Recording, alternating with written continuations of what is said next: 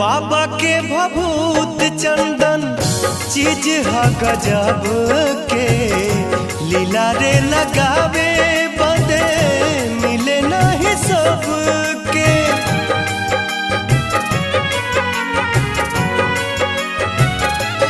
हो बाबा के भभूत चंदन चीज हा गजब के, लीला रे लगावे बदे मिले नहीं सबके।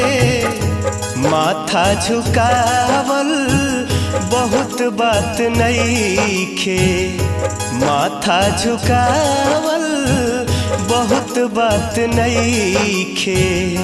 चंदन लगावल बहुत बात होला, देवघर में आइल बहुत बात नईखे। जल